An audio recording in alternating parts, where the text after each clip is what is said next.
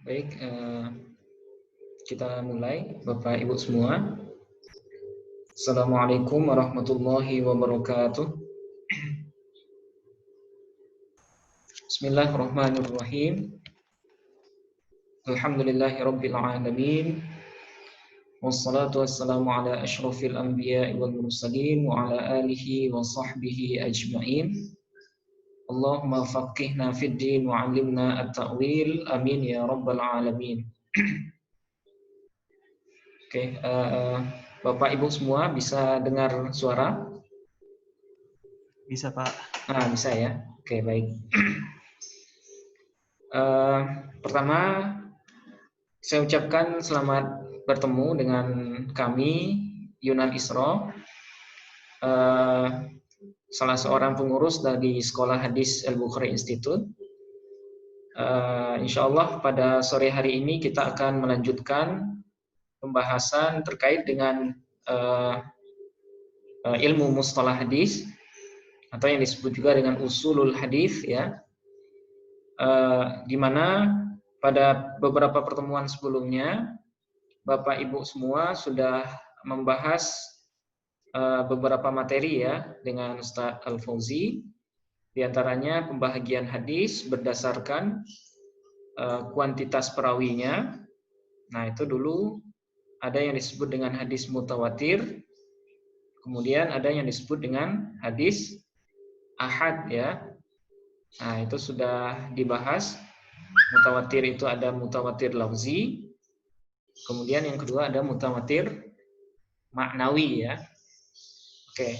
Nah, kemudian hadis ahad yaitu hadis yang perawinya hanya satu orang ya, atau tidak sampai ke martabat mutawatir. Nah, itu kemarin itu sudah dijelaskan, mungkin pembagiannya ada 3. Ada yang disebut dengan hadis hadis masyhur, kemudian hadis aziz, kemudian hadis gharib ya. Nah, itu pembagian dari hadis ahad. Oke, kemudian kemarin ya itu sudah dibahas tentang pembagian hadis berdasarkan kualitas perawi ya, kualitas perawi. Nah, di mana jumlahnya atau pembagiannya secara umum ada 3. Ada yang disebut dengan hadis sahih, kemudian ada yang disebut dengan hadis hasan. Nah, kemudian yang ketiga ada yang disebut dengan hadis dhaif. Nah, kemarin mungkin sudah dijelaskan juga bahwa hadis sahih itu ada 2 jenis ya. Ada yang sahih li dzatihi, kemudian ada yang sahih li ghairihi. Oke. Nah, kemudian hasan juga seperti itu, ada yang hasan li dzatihi, kemudian ada yang hasan li ghairihi. Oke. Nah, kita sudah tahu juga syarat atau perbedaan mendasar antara hadis sahih dengan hadis hasan itu adalah kalau hadis hasan, kalau hadis sahih dia setidaknya melengkapi 5 syarat ya. 5 syarat. Apa yang 5? Yang pertama, sanadnya muttasil. Ya, sanadnya bersambung. Mulai dari nabi ya, sahabat sampai kepada mukharrij. Nah, mukharrij itu adalah orang yang membukukan sanad hadis. Nah, salah satu contoh mukharrij itu adalah Imam Bukhari, Imam Muslim, Imam Abi Dawud, Imam Tirmidzi, An-Nasai dan Ibnu Majah. Nah, itu namanya mukharrij. Nah, jadi hadis sahih itu sanadnya harus bersambung mulai dari nabi sampai kepada mukharrij atau perawi yang terakhir gitu ya. Nah, itu namanya sanadnya bersambung.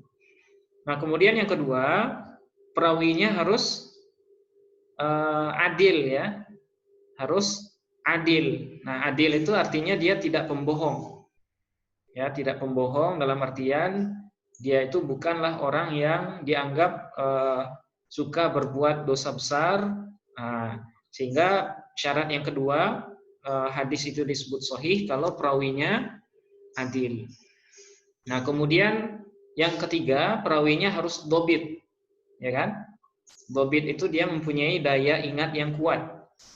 Nah, sehingga perawi yang pelupa, nah itu bisa menyebabkan hadisnya menjadi hadis dhaif nanti. Nah, kemudian selamat dari apa namanya? Illah, ya, dari illah. Nah, illah ini apa? Cacat yang ada di hadis. Nah, misalnya hadis itu tergolong munqati'. Nah, hadis yang sanadnya terputus misalnya. Nah, itu ada ilahnya namanya. Ya. Nah, sehingga dia tidak bisa lagi menjadi hadis sahih. Nah, kemudian yang terakhir, yang kelima, hadis itu dianggap sahih kalau dia selamat dari syadz, ya, syadz. Nah, apa itu syadz? Yaitu hadis yang bertolak belakang dengan hadis yang lain, yang lebih sahih atau yang setara. Nah, jadi hadis sahih itu tidak mungkin redaksinya itu bertolak belakang dengan hadis sahih lainnya. Nah, ketika sebuah hadis melengkapi 5 syarat ini, maka ketika itulah hadis disebut dengan hadis sahih. Ya. Tapi kalau berkurang dari yang 5 ini, nah, ya, kalau kurang dari yang 5, misalnya dalam masalah dobit, tingkat kedobitan perawinya misalnya standar, ya, misalnya standar dalam arti kata tidak kuat sekuat hadis sahih. Nah, ketika daya ingat perawinya kurang kuat, maka jatuhlah hadisnya dari sahih menjadi hasan. Nah, jadi perbedaan antara hadis sahih dengan hasan itu lebih kepada kekuatan daya ingat perawinya. Jadi kalau hadis sahih, periwayatan atau daya ingat perawinya itu tamun namanya. Tam, ya. Tam itu artinya sempurna. Kapanpun dan dimanapun dia ditanya tentang hadis yang dia riwayatkan, nah dia bisa, ya, dia tahu dan bisa menjelaskan apa yang dia riwayatkan itu. Nah, baik dhabitnya itu dhabitul kitab ataupun dhabitus sudur, ya. Nah, apa bedanya dhabit kitab dengan dhabit sudur? Kalau dhabitul kitab atau dhabitul kutub atau dhabitus sudur dulu, ya. Kalau dhabitus sudur itu adalah perawi yang meriwayatkan hadis itu murni dari hafalannya. Ya, murni dari hafalannya. Nah, itu disebut dengan dhabitus sudur. Kemudian yang kedua, dhabitu al-kutub. Ya, perawi yang hafalannya berbasiskan kitab. Nah, artinya dia melihat kepada catatan pribadinya. Nah, dua-duanya ini sama-sama bagus, ya. Tidak ada dhabit yang nggak bagus. Nah, selama dhabitul kutub ini atau yang perawi yang dhabit tapi berbasiskan kitab ini, dia tahu di halaman berapa hadis yang dia riwayatkan dari kitab yang dia punya. Nah, jadi masing-masing dhabit ini nggak masalah sebenarnya, dhabitul kutub atau dhabitus sudur. Nah, dua-duanya sama-sama baik. Tapi kalau dhabitnya itu kurang, maka hadisnya berubah menjadi hadis hasan. Nah, hadis hasan. Nah, itu kemarin materi yang dijelaskan oleh Ustadz Al-Fauzi, ya. Nah, insya Allah pada pertemuan sore hari ini kita akan melanjutkan kepada penjelasan hadis dhaif.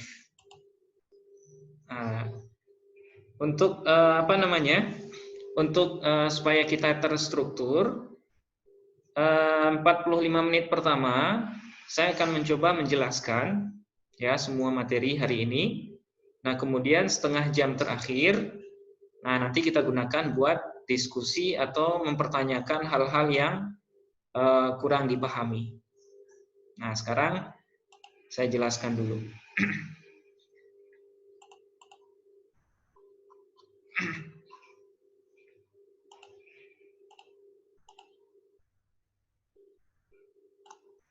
Oke.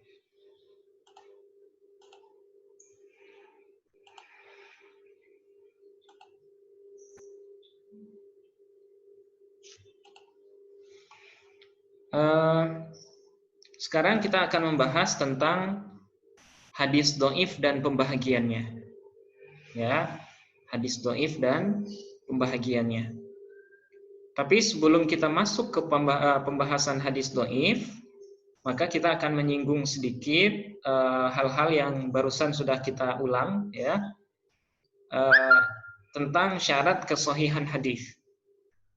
Karena nanti memahami hadis sahih ini itu berkaitan langsung dengan pemahaman kita terhadap hadis sahih dan hadis hasan.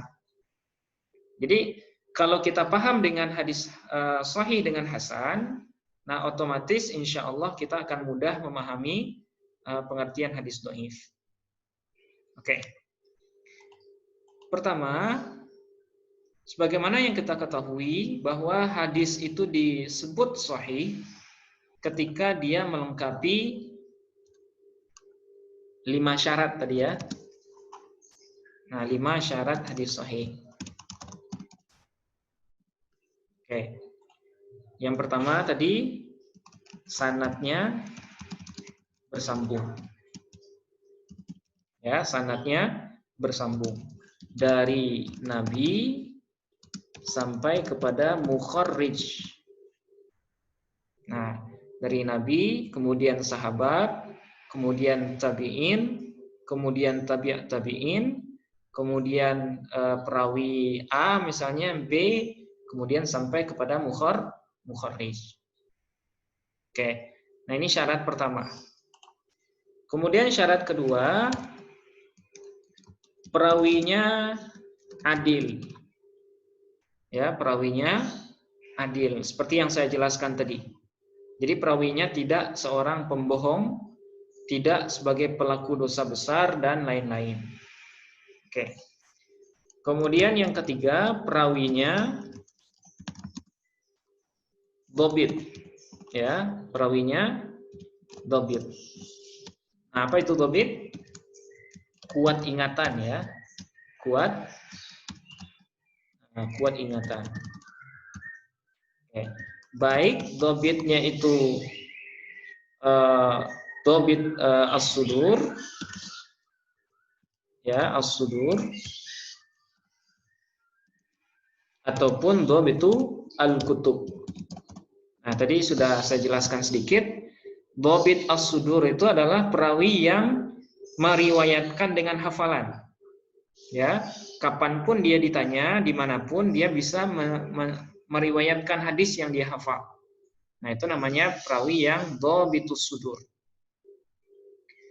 Tapi kalau perawi yang dhabitul kutub, nah dia bisa meriwayatkan hadis, tapi dia harus meng-cross check dulu dalam kitab dalam buku kumpulan catatannya. Nah, ketika ada orang nanya, nah dia menyampaikan hadis itu dengan melihat buku catatannya. Nah, itu namanya dhabitul kutub. Dengan syarat dia hafal halaman berapa dan di mana tempat dia menuliskan hadis itu. Nah, itu namanya dhabitul kutub. Ya. Oke, kemudian selamat dari illah. Ya, selamat dari illah. Apa itu illah? Cacat. Ya, cacat yang bisa membuat hadis itu dhaif. Nah, itu namanya illah. Apa saja cacat yang bisa membuat hadis itu dhaif? Nah, itu nanti banyak ya. Ada gara-gara perawinya seorang mudallis, seorang pembohong, atau gara-gara sanad hadisnya terputus misalnya. Nah, itu namanya illah itu. Nah, hadis sahih itu harus selamat dari illah. Kemudian selamat dari syadz ya, selamat dari syadz. Apa itu syadz? Pertentangan ya dengan hadis lain yang sahih atau setara. Nah, jadi hadis sahih itu dia tidak mungkin bertentangan dengan hadis lain yang sahih atau yang setara. Nah, kelima syarat ini disebut dengan 5 syarat hadis sahih. Ya. Nah, kalau yang tadi, kalau Hasan, nah di bagian ininya. Ya, kalau Hasan di bagian yang syarat nomor 3-nya. Nah, ini kita kasih kuning ya. Nah, kalau hadis Hasan, syarat yang ketiganya ini dobitnya bukan dobit yang sempurna. Ya, dobitnya tidak sempurna. Dalam arti kata, dia ingat pagi hari, tapi sorenya lupa. Atau lupa sorenya ingat, paginya lupa. Nah, itu. Kalau ada perawi yang seperti itu, nah derajat hadisnya berkurang turun ya. Jadi hadis hasan. Nah, tapi kalau ingatnya sedikit tapi lupanya banyak, nah itu beda lagi. Ya, nanti ada lagi istilahnya. Ya. Yang ingatnya cuma sekali doang, setelah itu lupa. Nah, itu bukan hasan lagi hadisnya. Nah, itu bisa dhaif yang parah lagi nanti, ya. Nanti ada banyak pembagian dari hadis dhaif. Oke. Nah, kemudian syarat yang 5 ini itu harus berlaku atau ada di semua jenjang perawi. Ya, yang mana silsilah sanad atau perawi itu, nah misalnya ada hadis misalnya, nah ini kita anggap matan hadis ya. Setelah matan hadis yang menyampaikan adalah Nabi. Ya kan? Nabi Shallallahu alaihi wasallam. Kemudian Nabi menyampaikan hadis itu kepada sahabat. Ya. Kemudian sahabat menyampaikan hadis itu kepada tabi'in. Oke. Nah, ini istilah ini kayaknya sudah tahu semua ya. Kalau sahabat adalah orang yang bertemu dengan Nabi, kemudian beriman, kemudian meninggal dalam kondisi muslim. Nah, itu namanya sahabat. Kalau tabi'in, yaitu perawi yang bertemu dengan sahabat, beriman dengan Nabi, kemudian mati dalam kondisi muslim. Nah, itu tabi'in namanya. Kemudian di bawah tabi'in ini ada namanya tabi'in. Ya, tabi'in. Nah, siapa ini tabi'in? Yaitu perawi yang bertemu dengan tabi'in, beriman dengan Nabi, dan meninggal dalam kondisi muslim. Nah, itu namanya tabi'in. Nah, kemudian setelah ini perawi, nah kita istilahkan dengan perawi A, kemudian perawi B, nah kemudian yang terakhir itu adalah mukharrij. Ya, mukharrij. Nah, apa itu mukharrij? Orang yang mengumpulkan silsilah sanad itu dari dia atau dari gurunya sampai kepada Nabi Shallallahu alaihi wasallam. Nah, itu namanya mukharrij.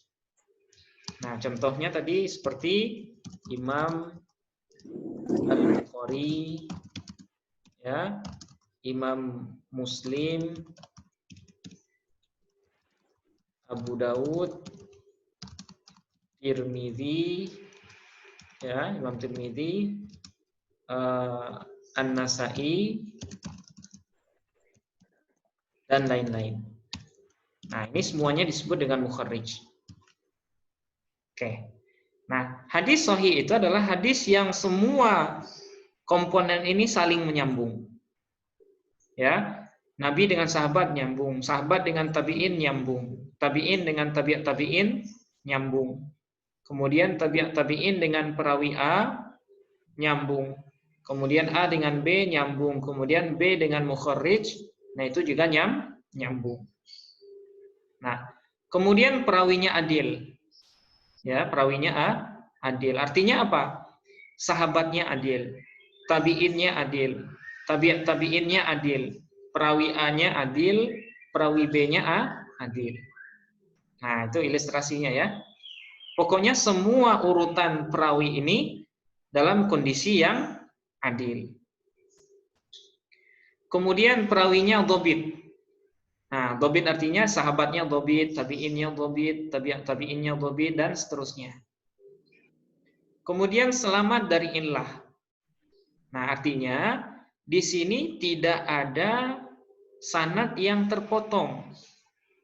Ya, misalnya di sini perawi A langsung kepada tabi'in misalnya.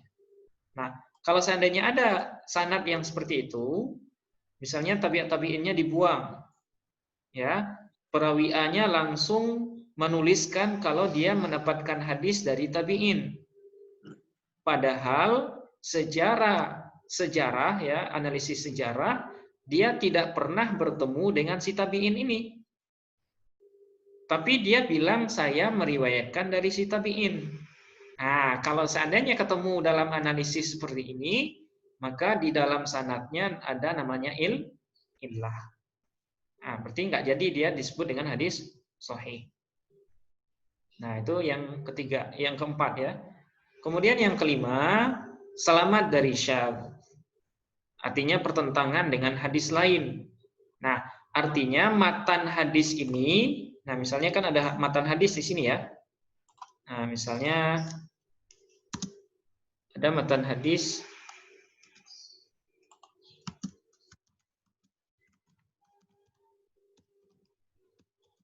innamal a'malu ya bin niyat misalnya. Nah, misalnya ada matan hadis seperti ini. Nah, kalau dia sahih, harusnya matan hadisnya ini tidak bertentangan dengan hadis sahih lainnya.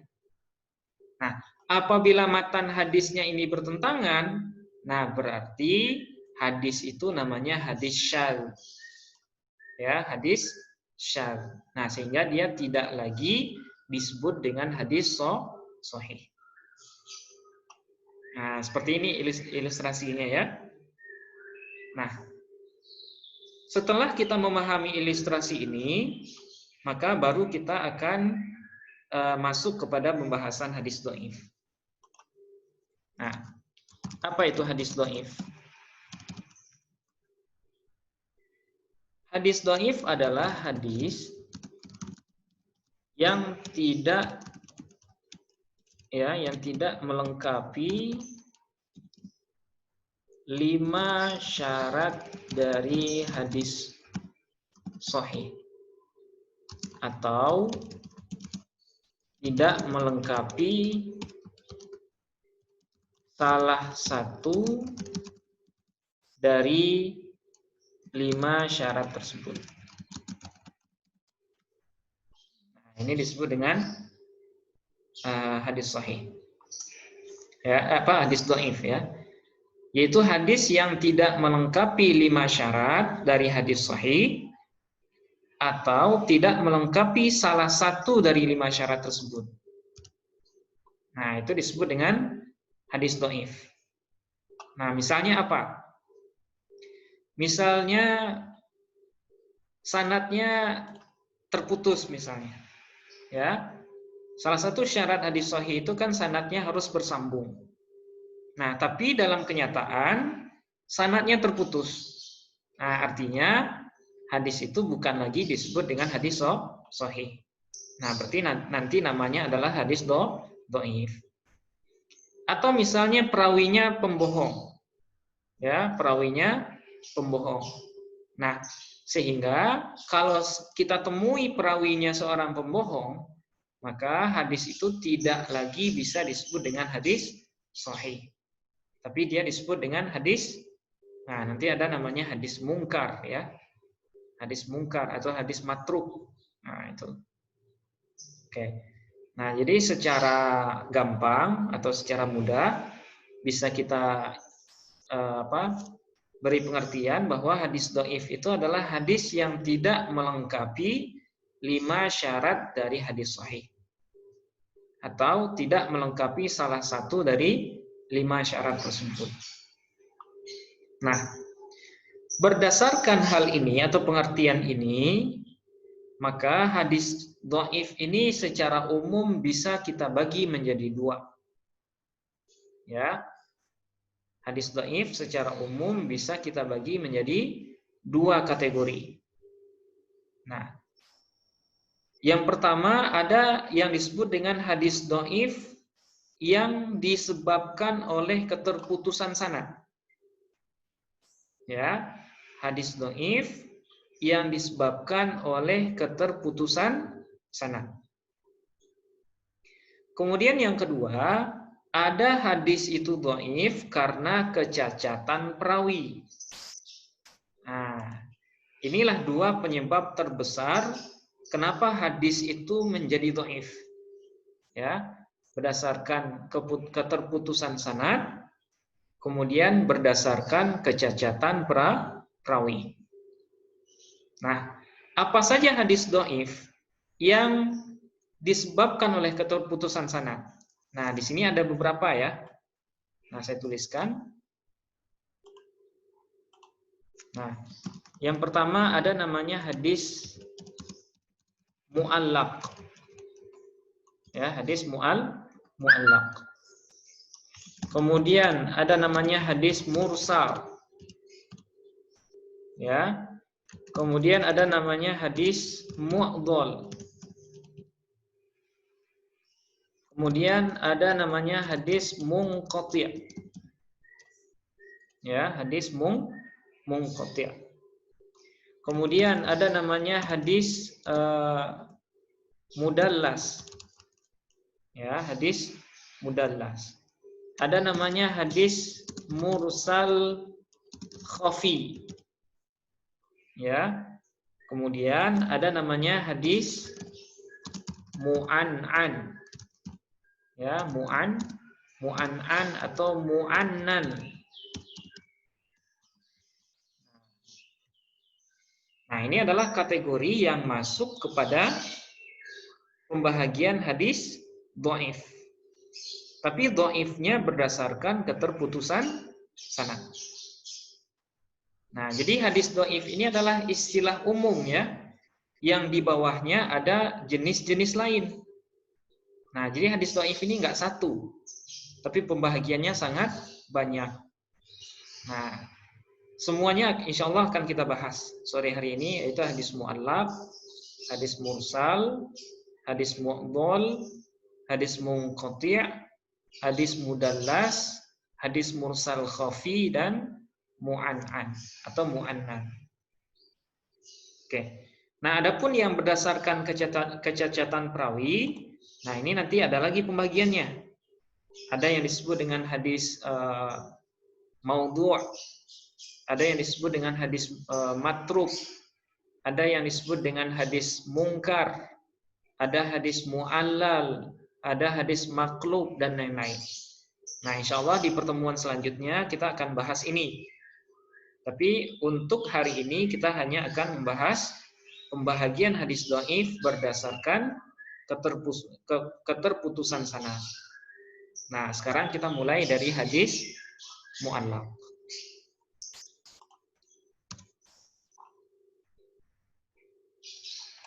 Oke. Hadis mu'allaq ya.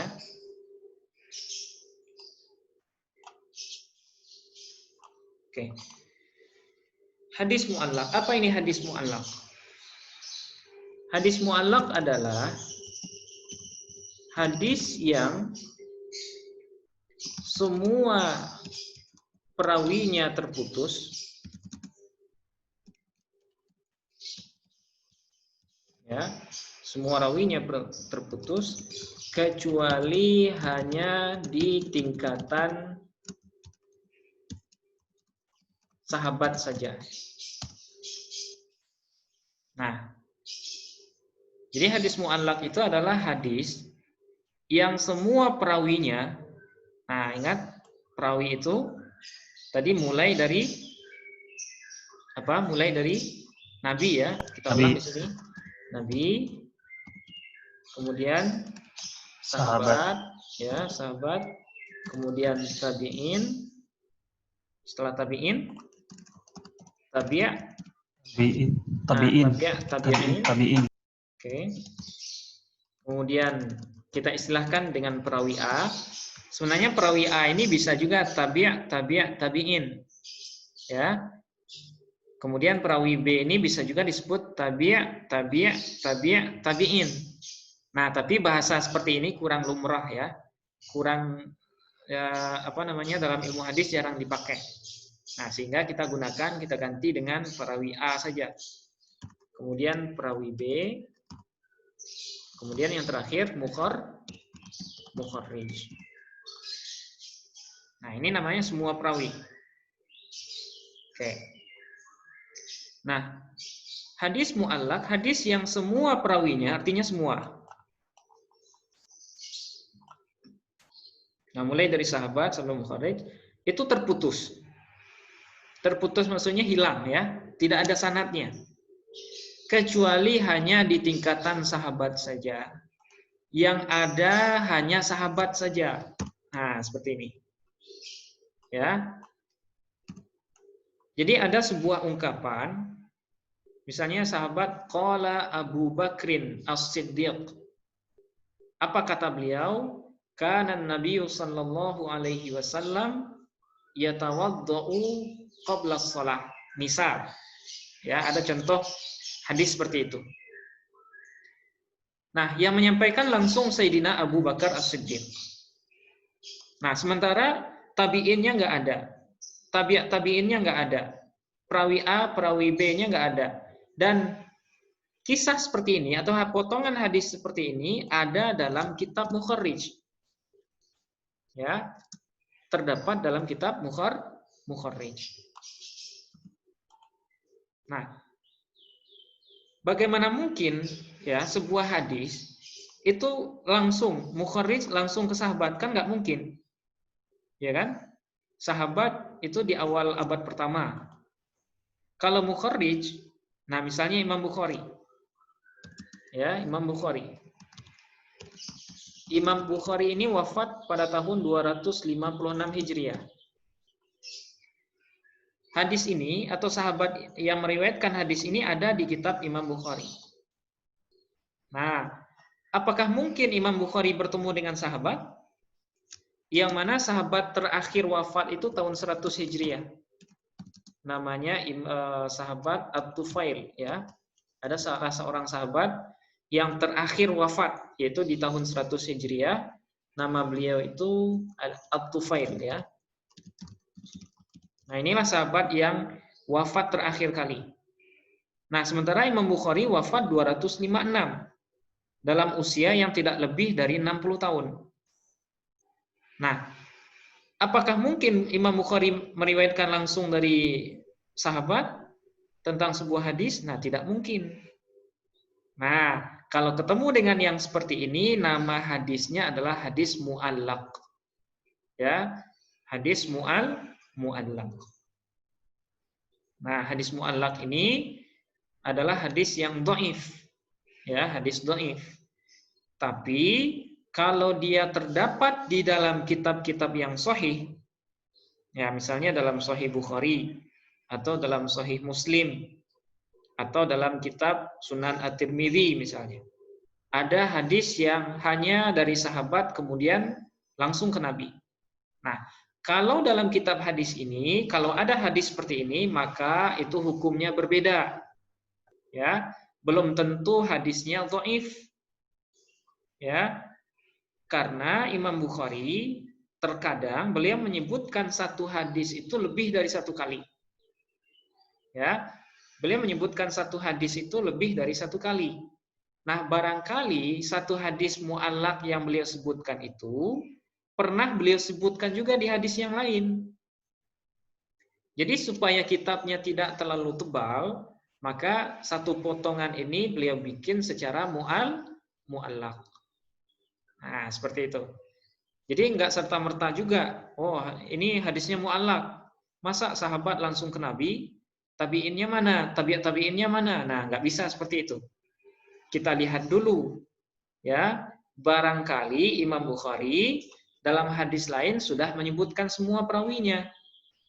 Tapi kebetulan di satu hadis ini beliau sebutkan hanya mu'allaq. Ya, tujuannya apa?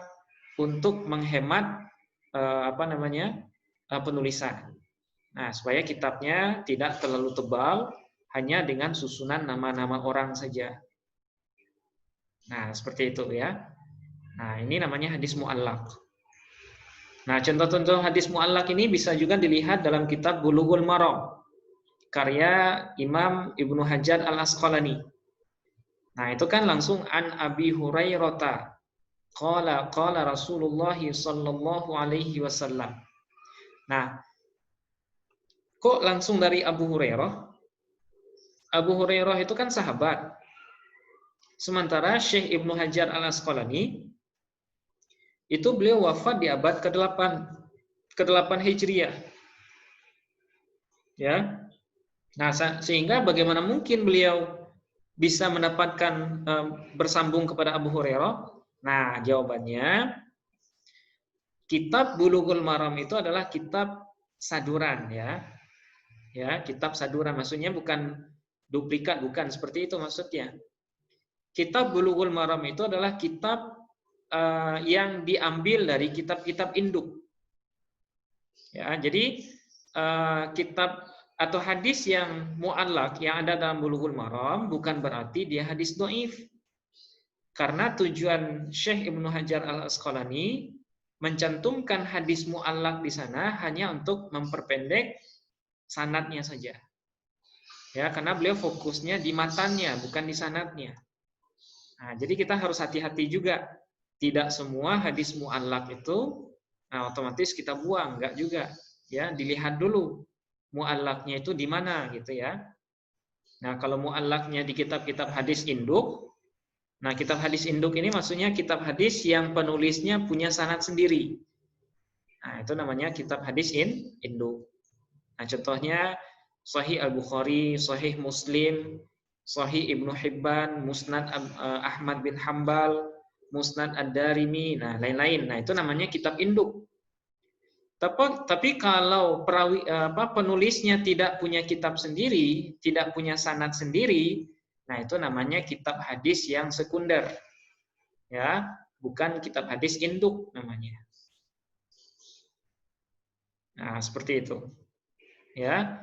Nah, ini hadis mu'allaq. Oke, mudah-mudahan bisa dipahami. Nah, sekarang kita masuk ke yang kedua. Hadis mursal. Ya, hadis mursal. Apa ini maksud dengan hadis mursal? Yaitu hadis yang sanadnya terputus setelah atau pada bahagian sahabat. Dalam arti kata,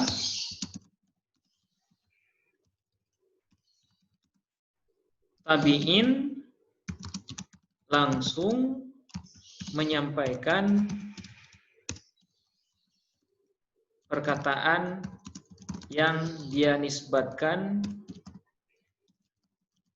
kepada Nabi. Nah, ini disebut dengan hadis mursal. Yaitu hadis yang sanadnya terputus pada bagian sahabat. Artinya di tingkatan sahabat itu kosong. Ya, perawinya nggak ada. Dalam arti kata, tabi'in langsung, nah tabi'in itu kan murid sahabat ya. Tabi'in langsung menyampaikan perkataan yang dia nisbatkan kepada Nabi Muhammad. Nah, sebagaimana yang kita ketahui, tabi'in itu kan orang yang bertemu dengan sahabat, ya, kemudian beriman dengan Nabi, kemudian mati dalam kondisi beriman. Nah, itu tabi'in namanya. Harusnya tabi'in ini setelahnya adalah sahabat. Setelah sahabat baru Nabi. Tapi dalam hadis mursal, tabi'in ini langsung kepada Nabi. Nah, kalau kita ketemu dengan sanad seperti ini, maka hadis itu disebut dengan hadis mursal. Ya, disebut dengan hadis mursal. Nah, ilustrasinya seperti ini.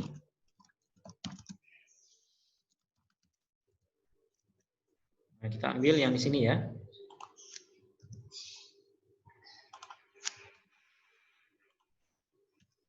Nah, seperti apa hadis mursal? Kalau hadis mu'allaq tadi, nah, semua ini hilang. Ya, tabi'in hilang, tabi'in hilang, perawi A, perawi B-nya hilang. Nah, sekarang kalau hadis mursal, ya, hadis mursal yaitu hadis yang terputus di bagian sahabat. Nah, seperti ini.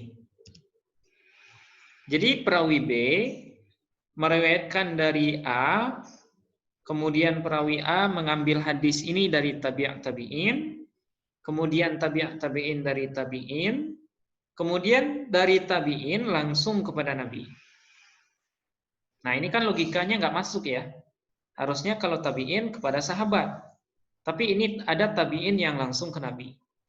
Nah, kalau ketemu dengan contoh sanad seperti ini, maka hadis itu namanya hadis mursal. Nah, mengenai hadis mursal ini para ulama itu beda pendapat ya tentang hukumnya. Sebagian ulama, jumhur ya, mayoritas ulama itu menganggap hadis mursal ini tergolong sebagai hadis dhaif yang tidak bisa digunakan. Ya, hadis dhaif yang tidak bisa digunakan sebagai hujjah atau sebagai dalil. Nah, kemudian sebagian sebagian ulama yang lain seperti misalnya Imam Malik bin Anas, kemudian Imam Abu Hanifah, kemudian Imam Ahmad bin Hambal itu menganggap bahwa hadis mursal ini tergolong sebagai hadis makbul. Ya, hadis makbul dalam artian hadis yang masih bisa diterima. Kenapa? Karena tabi'in yang sikoh. Nah, mereka mensyaratkan ya, tabi'innya ini harus sikoh. Nah, sikoh itu adalah gabungan dari adil dan dobit. Nah, itu namanya sikoh. Jadi menurut mereka, golongan yang kedua ini, kalau tabi'innya sikoh, adil dan dobit, maka tidak mungkin dia mengambil hadis ini dari orang yang pembohong. Ya, tidak mungkin dia mengambil hadis dari seorang pembohong. Nah, sehingga menurut mereka, Imam Abu Hanifah, Imam Ahmad bin Hambal, Imam Malik bin Anas, hadis mursal ini masih tergolong sebagai hadis yang masih bisa dijadikan sebagai sandaran hukum. Ya, masih bisa dijadikan sebagai sandaran hukum. Nah, kemudian kalau Imam Syafi'i, nah itu beliau mensyaratkan hadis mursal itu baru bisa dijadikan sebagai hujjah kalau tabi'in yang meriwayatkan hadis itu dia adalah tabi'in yang kabir. Ya, ada istilahnya tabi'in shaghir, kemudian tabi'in kabir. Nah, apa maksudnya yang kabir ini? Tabi'in yang mempunyai guru sebahagian besarnya dari sahabat. Nah, itu disebut dengan tabi'in yang kabir. Ya. Nah, kalau tabi'in seperti ini, maka menurut Imam Syafi'i, hadis mursalnya masih bisa diterima. Nah, misalnya seperti Imam Sa'id bin Musayyib atau Musayyab ya. Musayyib, tapi dia lebih suka dipanggil Musayyib. Imam Sa'id bin Musayyib. Nah, beliau ini adalah seorang tabi'in, menantu dari Sayyidina Abu Hurairah. Ya, menantu dari Sayyidina Abu Hurairah. Nah, beliau konon katanya punya guru lebih dari 70 orang dari golongan sahabat. Nah, sehingga namanya adalah tabi'in kabir. Nah, kalau hadis mursal itu dari tabi'in yang seperti Sa'id bin Musayyib, maka menurut Imam Syafi'i dia masih bisa digunakan sebagai dalil atau hujjah. Tapi kalau tabi'innya tabi'in shaghir, nah shaghir itu maksudnya tabi'in yang gurunya itu dari tabi'in yang lain juga, ya, atau kebanyakan gurunya dari tabi'in, bukan dari sahabat misalnya. Nah, kalau tabi'in yang shagir, nah bagi Imam Imam Syafi'i itu hadis mursalnya tidak bisa dijadikan sebagai hujjah. Oke, nah seperti ini. Ya. Nah, ini hadis mursal. Kemudian yang ketiga hadis mu'dhal. Nah, hadis mu'dhal.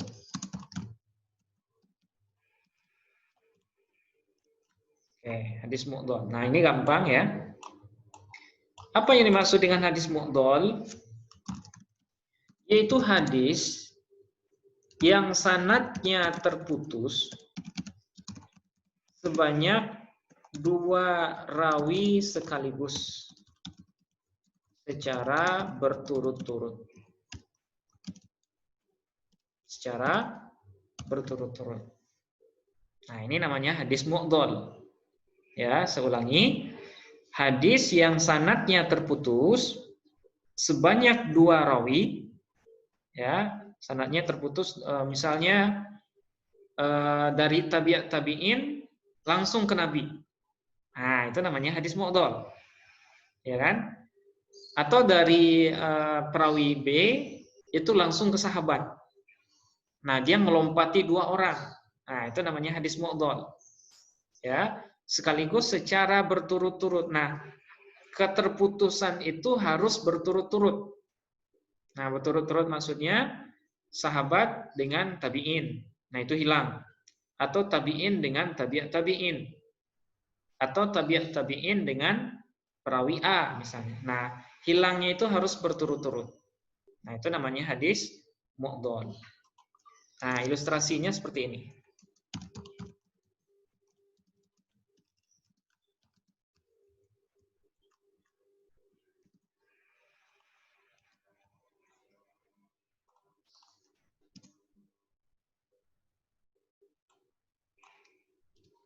Nah, ilustrasinya ini kan contoh sanad yang lengkap ya. Oke. Nah, kalau hadis ini mu'dhal, kondisi sanadnya seperti ini. Nah, ada 2 tingkatan perawi yang hilang ya di antara sanad itu. Nah, hilangnya itu harus berturut-turut. Nah, misalnya tabi'at tabi'in itu langsung mengatakan qalan Nabi. Nabi telah berkata. Nah, secara logika, mungkin nggak tabi'at tabi'in bertemu dengan Nabi? Tidak mungkin. Tidak mungkin. Ya, tidak mungkin. Jangankan dengan Nabi, dengan sahabat pun tabi'at tabi'in nggak bertemu. Tapi mereka bilangnya apa? Qalan Nabi sallallahu alaihi wasallam. Nabi telah bersabda. Nah, artinya di atas tabi'at tabi'in ini ada tabi'in, kemudian ada sahabat yang hilang. Nah, sehingga kondisi sanad yang seperti ini tidak bisa dijadikan atau dianggap sebagai hadis sahih. Tapi namanya adalah hadis mu'dhal. Ya, hadis mu'dhal. Oke. Nah, boleh juga keterputusannya itu di sini nih. Boleh juga di sini. Yang penting berturut-turut. Jadi mukharrij itu langsung melongkahi 2 orang, langsung ke tabi'at tabi'in. Nah, kalau seperti ini juga mu'dhal namanya. Jadi mu'dhal itu boleh di awal sanad, boleh di tengah, boleh di awal atau di akhir. Nah, mengenai hadis mu'dhal ini para ulama hadis itu sepakat kalau hadis mu'dhal itu dihukumi sebagai hadis dhaif. Ya, hadis dhaif, enggak ada khilafiyah di sini. Ya, kalau ada hadis mu'dhal langsung tertolak. Ya kan? Ya karena bagaimana mungkin mukharrij langsung ke tabi'at tabi'in. Nah, itu artinya dia berbohong. Oke, nah ini yang ketiga ya. Oke. Kemudian yang seterusnya hadis munqati' ya. Hadis munqati'.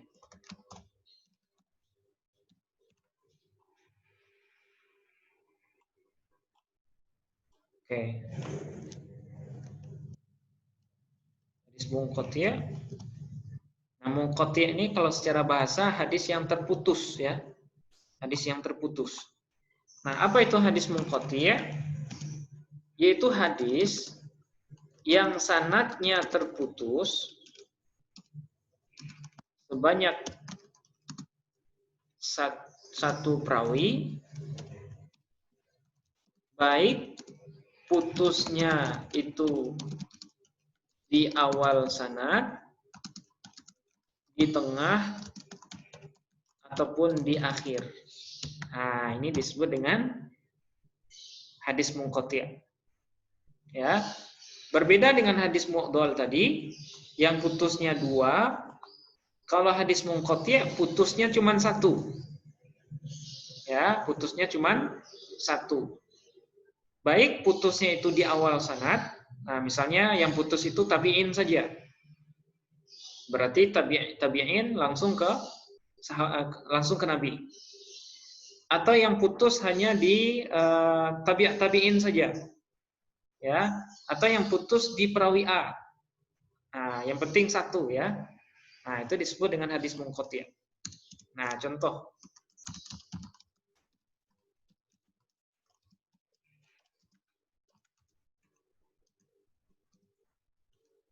Nah, seperti ini.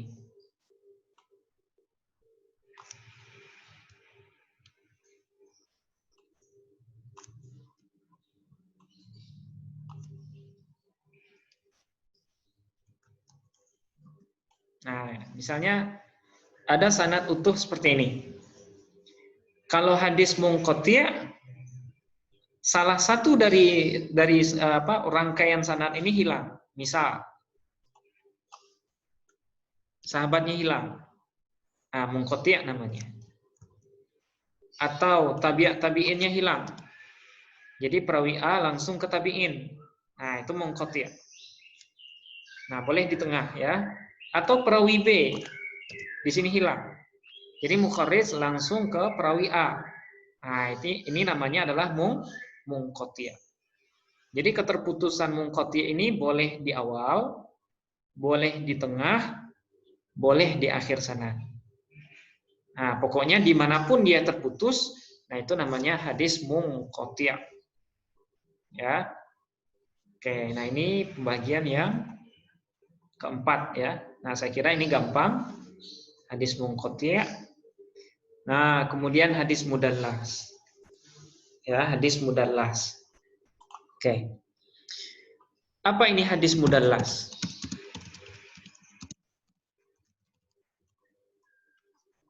Ya, hadis mudallas. Yaitu hadis yang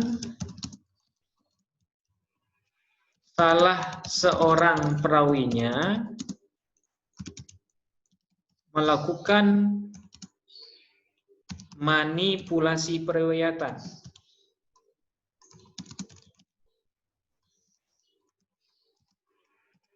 dengan menghilangkan nama gurunya atau mengganti nama gurunya dengan nama lain yang tidak dikenal.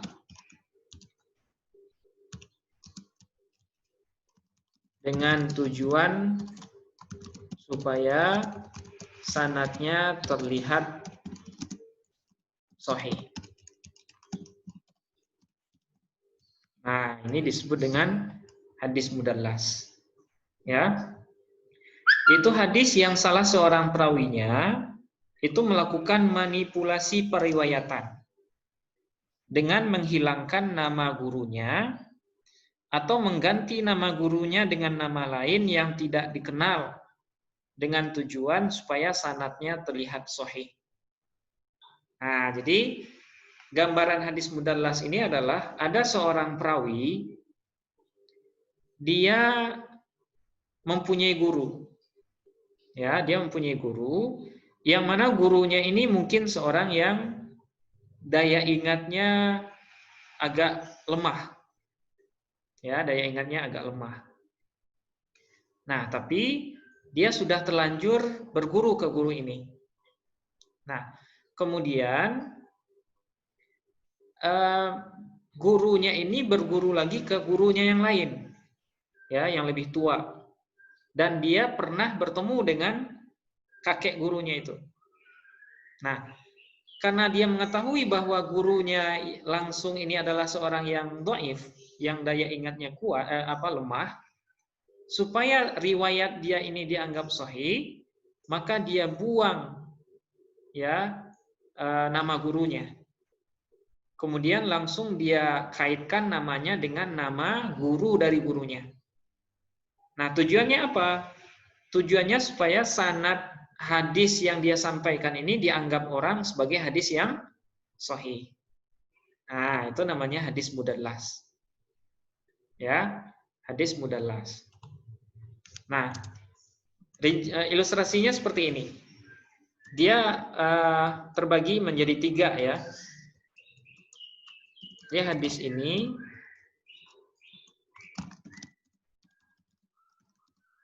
ada 3 jenis. Yang pertama namanya tadlis al-isnad. Ya, tadlis al-isnad. Nah, ilustrasinya ini agak susah, tapi insya Allah bisa kita permudah ya. Saya kebawahkan saja.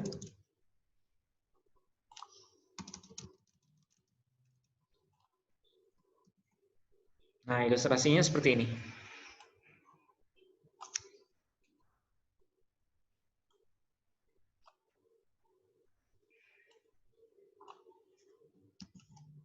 Oke. Tadlis isnad. Ya. Jadi seorang perawi, misalnya perawi B misalnya ya. Perawi B ini dia punya guru namanya perawi A. Ya, punya guru namanya perawi A. Yang mana gurunya ini seorang dhaif. Ya, seorang yang dhaif. Oke. Nah, kemudian perawi A ini punya guru dari tabi'at tabi'in, ya, dari tabi'at tabi'in, yang dia seorang yang siqah, ya, seorang yang siqah. Siqah itu artinya adil dan dobit, ya, gabungan adil dan dobit. Nah, si perawi B ini itu sempat bertemu juga, ya, sempat bertemu dengan guru dari gurunya ini, ya, guru dari gurunya. Nah, karena dia tahu kondisi gurunya adalah seorang yang dhaif, ya, mungkin gurunya ingatannya lemah misalnya ya, kemudian ya mungkin karena kesehariannya tidak baik. Nah, sehingga si perawi B ini agak merasa kalau dia menyampaikan hadis ini dengan menyertakan nama gurunya, nah ini khawatirnya orang tidak percaya. Nah, sehingga untuk untuk memperbagus sanadnya, maka gurunya dihilangkan. Ya, gurunya dihilangkan. Nah, kemudian dia naik, ya, menyambungkan namanya kepada guru dari gurunya. Nah, sehingga seolah-olah sanadnya ini diisi oleh orang siqah semua. Ya, padahal di sini ada perawi yang dhaif yang dia hilangkan. Oke, nah ini namanya tadlis ya. Mohon maaf, ini namanya tadlis taswiyah ya, taswiyah. Oke, saya koreksi, tadlis taswiyah namanya. Oke. Jadi perawi B punya guru seorang yang dhaif, kemudian guru dhaifnya ini punya guru yang siqah. Ya, punya guru yang siqah. Nah, si perawi B ini supaya dia menyambungkan sanadnya ke perawi yang siqah, maka nama gurunya dia buang. Nah, ini namanya tadlis taswiyah. Oke. Nah, tadlis seperti ini dianggap sebagai tadlis yang sangat keji ya. Nah, sehingga hadis yang masuk golongan hadis tadlis taswiyah ini dia tergolong sebagai hadis yang mardud atau yang tertolak. Oke, kemudian yang kedua ada namanya tadlis syuyukh. Ya, tadlis syuyukh. Nah, bagaimana gambarannya seperti ini? Ini kan tadi perawi A ya. Oke. Nah, tadlis syuyukh ini gambarannya seperti ini. Masih perawi B. Perawi B ini ya, dia punya guru namanya perawi A. Ya, katakanlah namanya Usamah. Ya, misal ya. Usamah. Oke. Dia tahu bahwa perawi A yang namanya Usamah ini sebagai gurunya, Usamah ini terkenal sebagai perawi yang misalnya dia suka pendusta, ya, pembohong. Kalau seandainya dia mengatakan dia mendapatkan hadis ini dari Usamah, ya, yang mana Usamah ini adalah gurunya, maka orang akan dengan mudah mengenali bahwa hadis yang dia sampaikan ini adalah hadis dhaif. Nah, karena dia mengetahui kondisi seperti ini, maka nama gurunya dia ubah ke nama yang lain yang susah dikenali orang.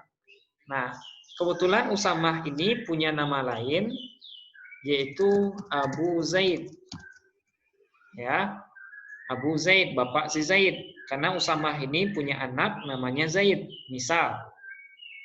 Nah, ketika disebut Abu Zaid, itu orang-orang nggak terlalu kenal, ya, tidak terlalu familiar gitu, tidak, namanya nggak masyhur. Orang yang tahu pembohong itu namanya Usamah. Nah, karena si perawi B ini tahu, maka dia ganti nama gurunya dengan nama Abu Zaid. Nah, sehingga orang mengira sanadnya sanad yang indah, yang bagus gitu, yang sahih. Padahal sebenarnya adalah Abu Zaid ini adalah Usamah yang pembohong. Nah, itulah yang disebut dengan tadlis syuyukh. Oke, kemudian yang terakhir ada namanya tadlis isnad. Nah, tadlis isnad. Nah, seperti apa gambarannya? Seperti ini.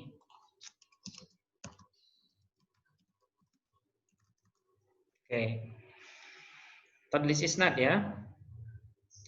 Misalnya perawi B. Ya, perawi B dia misalnya pernah berguru secara langsung dengan perawi A. Ya, dia pernah berguru langsung dengan perawi A. Tapi dalam satu kesempatan, ya, ketika dalam pengajian dia ngantuk, ya, sehingga dia tidak mendengar secara langsung apa yang hadis yang dia riwayatkan itu dari perawi A. Ya, dia tidak mendengarkan langsung. Kemudian setelah dia terbangun, kemudian dia bertanya kepada temannya. Misalnya temannya namanya Salim. Ya, namanya temannya Salim. Dia nanya ke Salim, apa yang sudah disampaikan guru kita yaitu perawi A. Nah, kemudian Salim ini menyampaikan kepada perawi B. Oh, tadi pas kamu tidur, guru menyampaikan ini. Oke. Nah, sampai di sini mudah-mudahan bisa dipahami. Nah, kemudian ketika dia menyampaikan ke orang lain atau ke muridnya, yaitu si mukharrij, si perawi B ini bilang dia mendengarkan langsung dari perawi A, dari gurunya. Padahal sebenarnya adalah dia mendengarkan dari Salim, dari temannya. Tapi karena dia gengsi merewetkan hadis ini dari temannya, maka langsung dia sampaikan, saya mendengar langsung dari guru saya, yaitu perawi A. Nah, kondisi yang seperti ini disebut dengan tadlisul isnad. Ya, tadlisul isnad. Oke. Nah, ini juga dianggap sebagai tadlis yang parah ya. Tadlis yang nomor 2 parah. Yang paling parah itu tadlis taswiyah ini. Nah, ini ditolak oleh semua ulama hadis. Kalau seandainya ada hadis tadlis taswiyah ini, maka dia langsung ditolak, dalam artian tidak bisa dijadikan sebagai hujjah. Oke. Kemudian yang kedua yang parah itu tadlisul isnad. Ya. Kemudian yang paling rendah itu nilai kedhaifannya adalah tadlisus syuyukh. Karena di sini hanya mengganti nama guru. Oke. Nah, ini tadlis ya. Oke, mungkin sampai di sini dulu. Nah, 2 yang terakhir ini gampang, insya Allah nanti kita ringkas. Nah, ini gampang ini, 2 yang tinggal. Nah, sampai di sini mungkin kalau ada Bapak Ibu yang pengen bertanya dulu, silahkan. Nanti kita lanjutkan 2 yang tersisa. Oke, silahkan. Perkenalkan Pak, Ya. nama saya Fayaz Iodaka. Oh iya, Mas Fayaz ya. Saya mau bertanya mengenai hadis mudallas. Oh iya. Yang dimanipulasi itu. Oh iya, iya. Kan berarti kan sempat ketahuan ya bahwa hadis itu mudallas.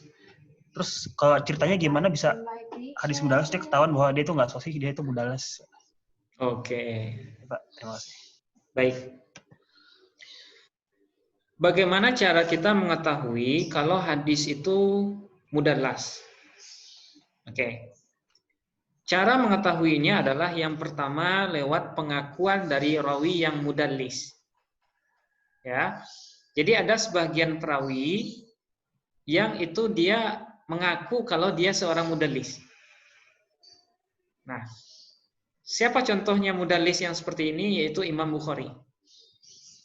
Ya.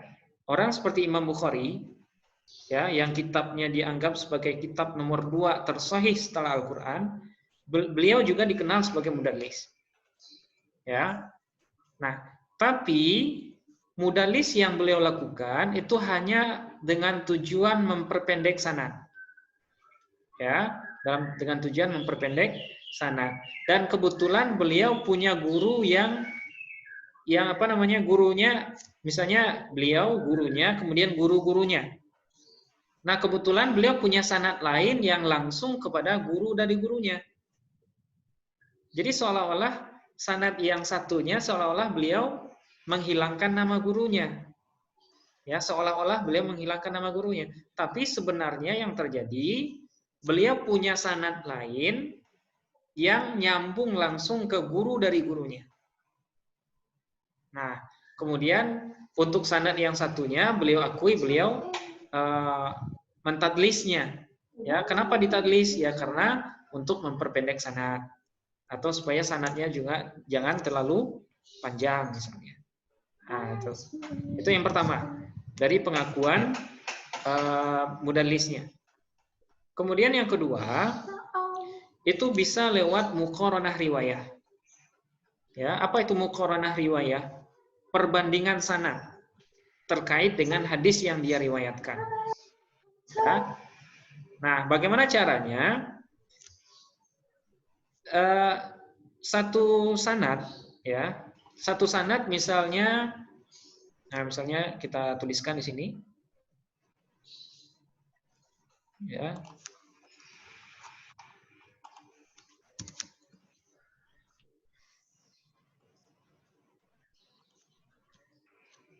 Nah, misalnya ini satu sanad ya. Satu sanad. Jadi perawi B berguru kepada perawi A, kemudian berguru kepada tabi'in ya. Oke. Kemudian ada sanad lain. Ada sanad lain misalnya seperti ini. Saya garis bawahi. Di sini Nabi. Kemudian sahabat. Kemudian tabi'in. Kemudian tabi'innya sama.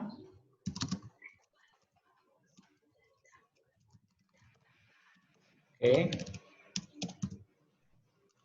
Kemudian di sanad yang lain itu perawi A-nya nggak ada. Nah, misalnya perawi A-nya nggak ada.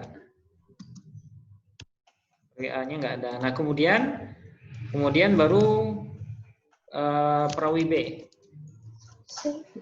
Ya, perawi B. Nah, kemudian mukharrij. Seolah-olah sanad yang, nah ini kita anggap sanad B ya. Sanad B, kalau yang sebelah kiri sanad A. Sanad A ini sanad yang muttasil, yang nyambung semua. Tapi kalau yang sanad B, ya, yang sanad B, ini ada perawi yang dia hilangkan, yaitu si perawi A ya. Nah, kalau kita ketemu dengan jalur sanad yang bercabang seperti ini untuk satu hadis, nah kita akan bisa menilai kalau si perawi B ini di sanad yang kedua ini melakukan tadlis. Dia menghilangkan nama gurunya di sini. Ya, dia menghilangkan nama gurunya yaitu perawi A. Nah, berarti ketahuan dia seorang mudallis itu dari sanad lain gitu, Mas. Jadi tidak serta-merta kita bisa mengetahui oh dia mudallis langsung, enggak. Ya. Jadi hadis mudallas itu kita kenal dengan melihat sanad lain. Nah, kemudian yang ketiga, mudallas itu juga bisa diketahui dari keterangan para ulama. Jadi ada beberapa kitab hadis yang khusus membukukan nama-nama mudallis. Ya, nama-nama nama-nama penipu ya. Perawi yang penipu. Nah, itu ada namanya Tabaqatul Mudallisin. Ya, Tabaqatul Mudallisin. Nah, nanti bisa dicek di sana. Kalau dalam sanad itu ada salah satu dari nama yang ada di kitab itu, nah berarti hadisnya mudallas. Tapi kalau seandainya nggak ada, nah berarti bukan mudallas. Satu lagi Pak. Ya, seperti arti itu. Tadlis itu dia memotong jalur atau manipulasi atau apa Pak? Tadlis. Tadlis, secara bahasa tadlis itu memanipulasi. Mas. Oh, oke. Ya, manipulasi data ya, atau memotong, ya bisa juga diartikan memotong sanad sih. Dengan tujuan memperindah seolah-olah sanadnya sahih. Ya, bisa dipahami Mas Fayaz? Bisa Pak. Oke, silakan yang lain, Ibu, Bapak, Ibu yang lain. Ada yang ragu misalnya?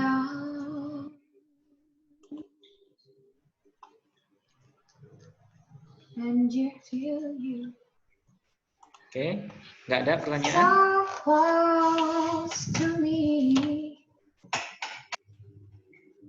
Oke, kalau nggak ada kita lanjutkan dulu. Ya. Ini sedikit lagi. Kemudian pembagian yang selanjutnya adalah mursal khafi ya. Mursal khafi.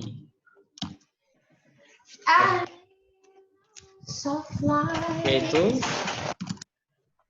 kayaknya ada yang aktifin mic-nya ya. Oh, maaf. Nah, ya. Oke. Nah, mursal khafi adalah hadis yang mirip ya, yang mirip dengan tadlis isnad, tapi antara mudallis dengan orang yang dia tadlis itu tidak pernah bertemu sama sekali. Nah, ini namanya mursal khafi. Ya. Hadis yang mirip dengan tadlis isnad. Nah, tadlis isnad tadi, nah kita ulang sedikit. Tadlis isnad tadi kan ada seorang perawi. Ya. Dia berguru kepada perawi A. Oke. Kebetulan dalam sebuah majelis si perawi B ini tertidur. Ya, tertidur. Nah, ketika dia tertidur itu dia tidak mendengar apa yang disampaikan oleh gurunya. Ya mungkin ada hadis ya, ada hadis yang disampaikan gurunya. Nah, ketika dia terbangun, dia bertanya kepada teman di sampingnya namanya Salim. Ya. Kemudian Salim menyampaikan kepada dia tentang apa yang dijelaskan gurunya. Ya kan? Nah, setelah dia mendengarkan keterangan Salim, dia punya murid, yaitu si mukharrij. Tanpa menyebutkan Salim, dia menisbatkan hadis yang dia dengar itu kepada gurunya langsung. Padahal sebenarnya dia menerima hadis itu bukan dari gurunya langsung, tapi dari Salim. Kenapa Salim dia hilangkan? Karena gengsi. Masa saya meriwayatkan ke teman sendiri? Nah, misalnya seperti itu ya. Nah, supaya sanadnya ya dianggap bagus gitu ya, maka dia langsung menisbatkan kepada gurunya. Nah, yang tadlis seperti ini disebut dengan tadlis isnad. Nah, sekarang bagaimana dengan mursal khafi? Kalau mursal khafi itu antara perawi B dengan perawi di atasnya yang dia tadlis itu tidak pernah bertemu. Nah, gambarannya seperti ini.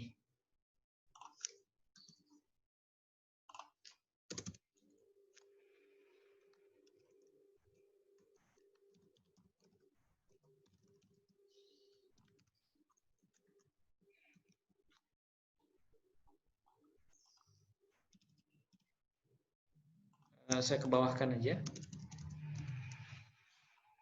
Oke. Ilustrasinya seperti ini. Oke. Ada perawi B. Ya, ada perawi B. Dalam sanadnya dia mengatakan dia mendapatkan hadis dari perawi A. Ya, dia mengatakan dia mendapat dari perawi A. Padahal sebenarnya dia dengan perawi A ini tidak pernah bertemu sama sekali. Ya, tidak pernah bertemu sama sekali. Tapi dia mendapatkan hadis itu dari temannya. Nah, kita samakan namanya ya, yaitu Salim tadi. Salim. Ya, Salim. Oke. Nah, Salim ini bertemu dengan A. Ya, bertemu dengan gurunya.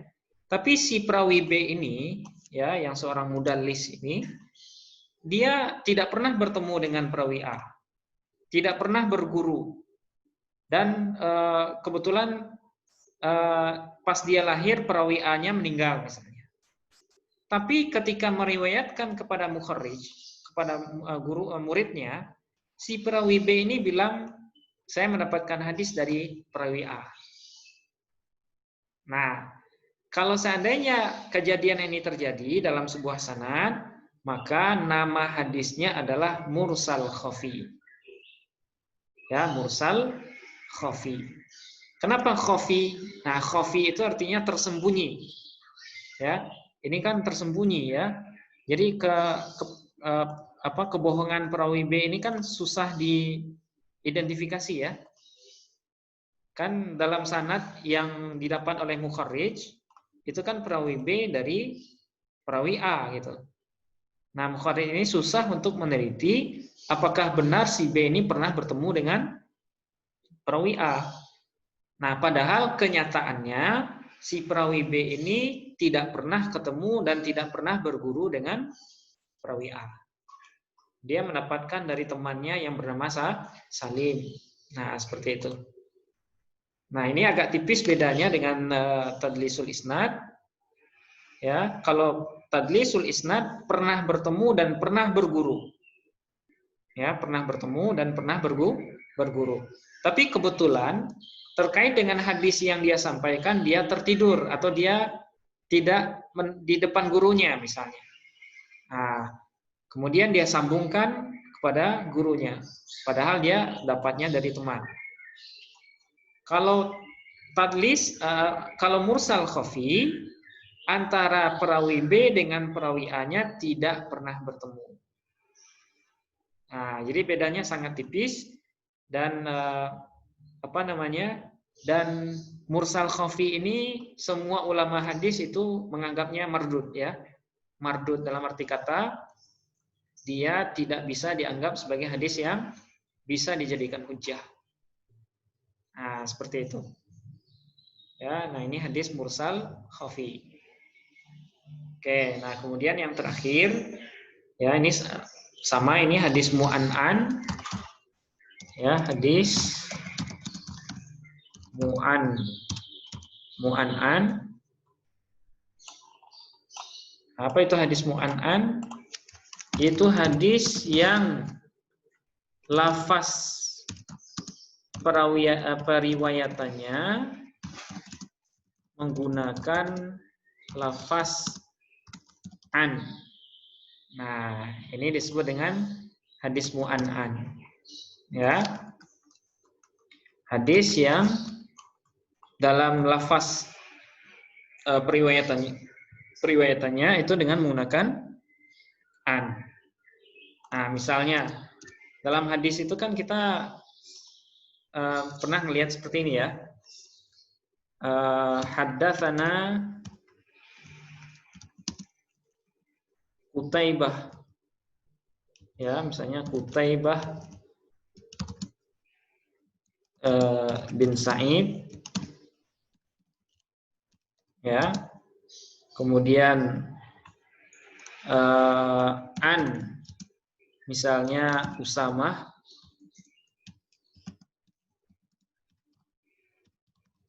Kemudian an Amr, ya Amr. Kemudian an rajulin min Makkah. Nah, misalnya seperti ini. Qala Rasulullah sallallahu alaihi wasallam sampai akhir. Nah ini namanya lafaz periwayatan. Ya, an. Ya, an. Kemudian an ini haddatsana an. Nah, ini semuanya disebut dengan lafaz periwayatan. Atau dalam istilah bahasa ilmu hadisnya disebut juga dengan sighatul ada. Ya, sigha al-ada.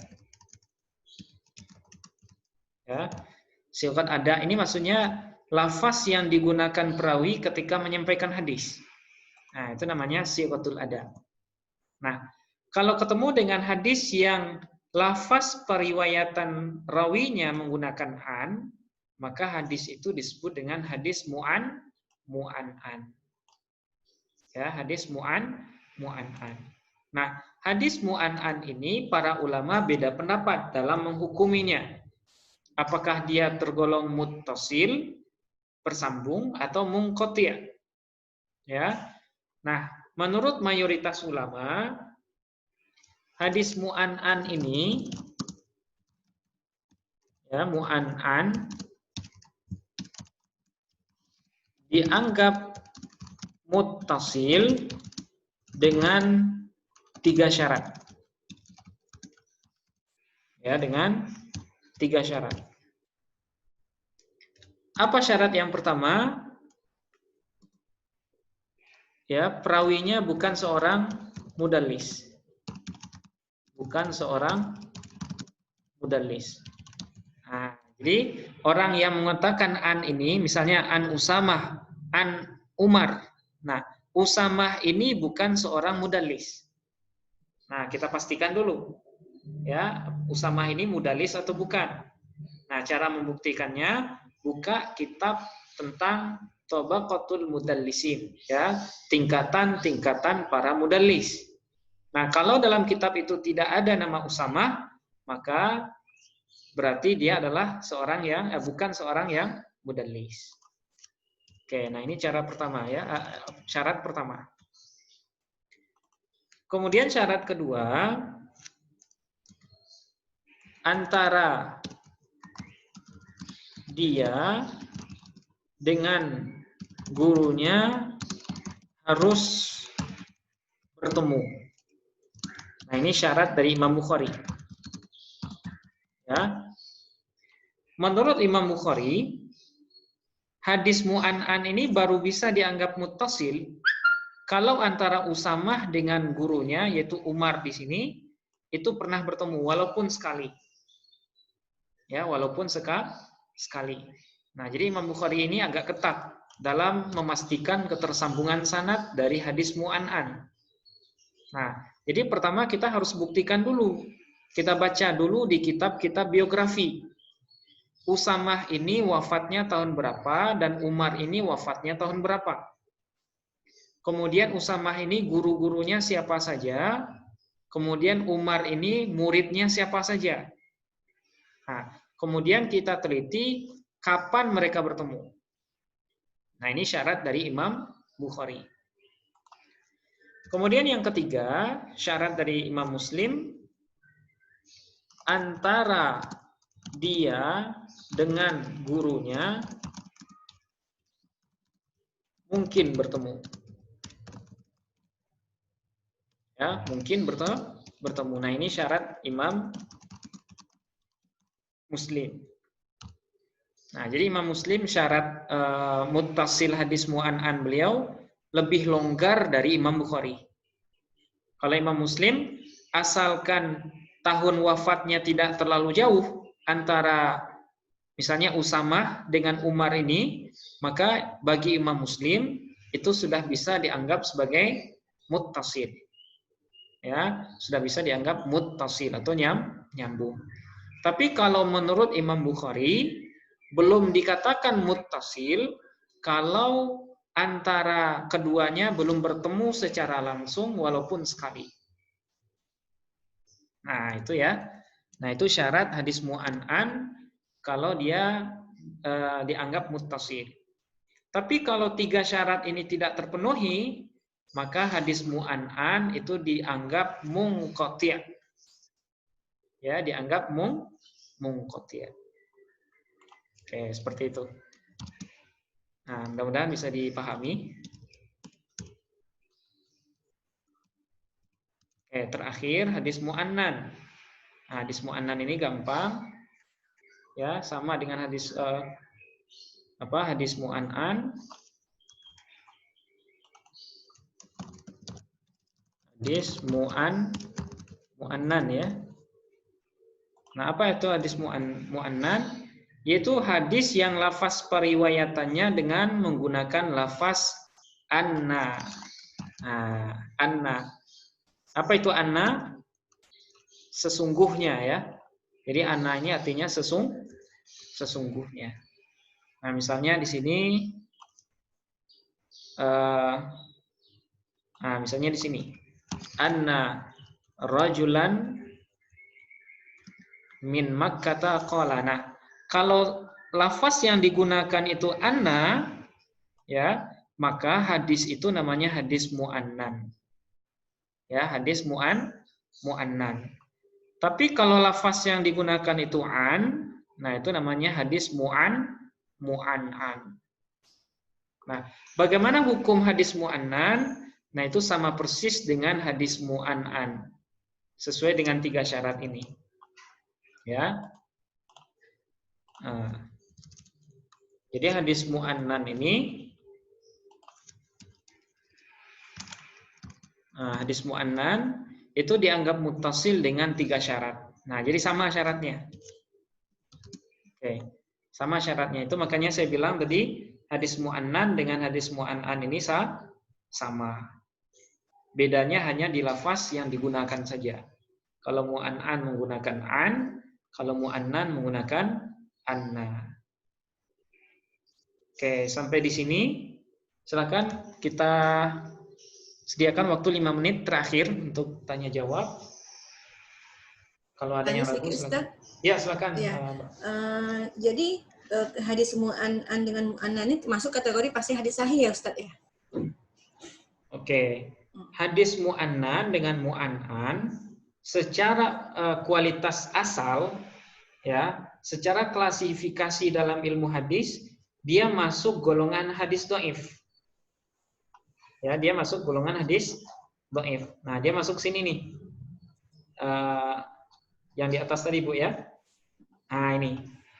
Dia masuk bahagian hadis dhaif yang disebabkan oleh keterputusan sanad. Nah, dia masuk jenis yang terakhir. Tapi tidak semua hadis mu'an'an atau mu'annan ini kita anggap dhaif. Nah, kita lihat dulu syaratnya. Tadi kan syaratnya ada 3, ya kan? Ada 3. Nah, kalau seandainya syarat yang 3 ini tidak terpenuhi di hadis mu'annan atau hadis mu'an'an, nah barulah dia dianggap sebagai hadis dhaif. Nah, baru dia dianggap sebagai hadis yang munqati'. Karena lafaz an ini dianggap sebagai lafaz yang sangat rawan ya, sangat rawan disalahgunakan. Itu makanya ahli hadis sepakat kalau lafaz rawi itu menggunakan an, maka itu patut dicurigai sebagai hadis munqati'. Tapi kalau lafaz adanya itu dengan haddatsana atau sami'na atau akhbarona, amba'ana, nah itu efeknya beda lagi. Insya Allah nanti di pertemuan ke-6 ya, ke-6 atau ke-7 nanti kita bahas. Jadi lafaz ini berpengaruh terhadap muttasil atau munqati'-nya sanad. Ya, muttasil itu nyambung, kalau munqati' itu terputus. Nah, seperti itu, Bu. Nah, jadi secara klasifikasi dasar dia masuk hadis dhaif. Tapi dilihat dulu syaratnya. Kalau syaratnya terpenuhi berarti dia hadisnya muttasil. Ya, bisa jadi nanti dia sahih. Tapi kalau 3 syaratnya kurang, nah baru dia dianggap sebagai hadis dhaif yang munqati'. Nah, seperti itu. Bisa dipahami, Ibu ya? Iya, insyaallah bisa. Nah, oke. Silakan yang lain. 2 menit lagi.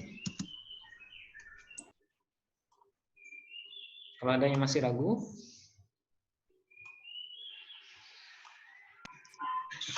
Saya mau tanya, Pak. Oh iya, silakan, Mas. Di sini adakah misalnya hadis dhaif yang masuk ke 2 jenis hadis dhaif atau lebih, Pak? Misalnya hadis mu'allaq tapi juga hadis mu'dal. Oke, baik. Bisa ditangkap, Mas. Hadis yang bisa bergabung seperti itu, yaitu hadis mursal dengan munqati'. Ya, hadis mursal dengan munqati'. Nah, mursal tadi kan ini ya. Ini kan hadis mursal tadi ya. Hadis yang di bahagian sahabatnya hilang. Ya, hadis yang sanadnya terputus pada bahagian sahabat. Nah, kalau ada hadis seperti ini, kita bisa menyebutnya dengan hadis mursal. Kenapa hadis mursal? Karena sahabatnya hilang. Tapi bisa juga kita sebut dengan hadis munqati'. Kenapa hadis munqati'? Karena sanadnya terputus. Nah, jadi kalau seandainya kita rumuskan, setiap hadis mursal pasti munqati'. Tapi belum tentu setiap hadis munqati' itu mursal. Nah, bisa dipahami nggak, Mas? Bisa, Pak. Nah, saya ulangi. Nah, ini kalimat pemungkas ya, terakhir. Setiap hadis mursal pasti munqati'. Tapi tidak setiap hadis munqati' ya, munqati' pasti mursal. Karena hadis munqati' ini bisa di awal, bisa di tengah, bisa di akhir tadi ya.